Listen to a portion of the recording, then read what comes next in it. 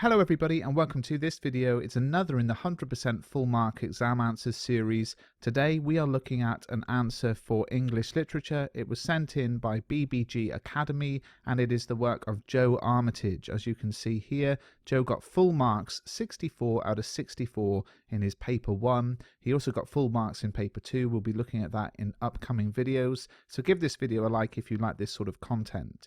Now what we're going to look at is a part of his answer for paper 1 section B. I never look at the full answer, I never reveal what the question was because you might get this question for your mocks and it's not going to be helpful to you if I give you a full answer and you know what's going to happen in your mocks. That won't be an accurate reflection of your current ability. So I'm just going to show you a little section of the answer which I think is really interesting when it comes to context. And in this section Joe was writing about the sign of 4. Now here is a small part of the answer that was labelled as level 4 by the examiner. The levels go from level 1 to 6, not to be mistaken with the grades 1 to 9. So not full marks for this part. And let's have a look at it. Small's fate, however, seems to contrast with that of Tonga, an Andamanese native. This might be seen to reflect the xenophobic attitudes of late Victorian Britain, and that was marked as level 4 for AO3 for context. Now what I want to look at is another part of the answer that was marked level 6 for context, and I want to discuss how this next example is an improvement on this first one. Writing in 1890, Doyle's use of the 1857 Indian Mutiny in his novella may have been inspired by the recent Mahdist revolt in Egypt and Sudan lasting until 1889. Doyle may have drawn upon xenophobia to make his works more appealing to the public. Doyle's portrayal of Tonga seems to indicate imperialist attitudes to non-European peoples on Doyle's part. The island as being described as animals also serves to justify his death, him being inherently hostile. The word creature indeed ignores his being human entirely, perhaps also serving to make Small appear relatively innocent. Now what we have here are two very different comments on context, AO3. The first one at the top, which was labelled as a level 4 part of the answer, is just a blanket statement. No exploration, no detail, no specifics, just a sort of overarching blanket statement, and that is not what we want with context. This is not let's just show off to the examiner that we know what was going on at the time. Not that that's what Joe was doing, because he went on to develop his answer here, and the part at the bottom is a much more focused examination, a much more focused exploration of context.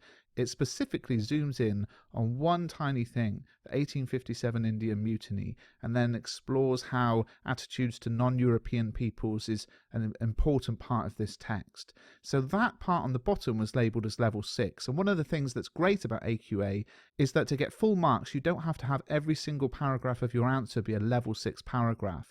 This answer is a great example. There were parts of it that were labelled level 4 and 5, parts of it that were labelled level 6, and the answer was given full marks. So I hope you found that interesting to see the difference between a kind of blanket statement, not very specific at all, an overarching comment about Victorian Britain, and then zooming in on the specifics of context and making it relevant to the answer.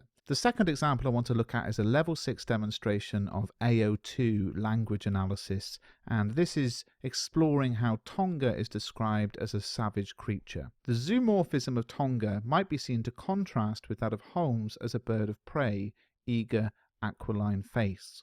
The adjective aquiline likens him to an eagle, perhaps connoting strength, precision and nobility. Alternatively, one might note the word to recall the Latin Aquila, perhaps linking Holmes to classical civilization. This might be intended to portray him as the absolute antithesis of Tonga, an animalistic savage, and thus imply the metaphorical victory of civilization over savagery with Tonga's death. So most people are aware of Tonga being described in analytic terms using zoomorphism.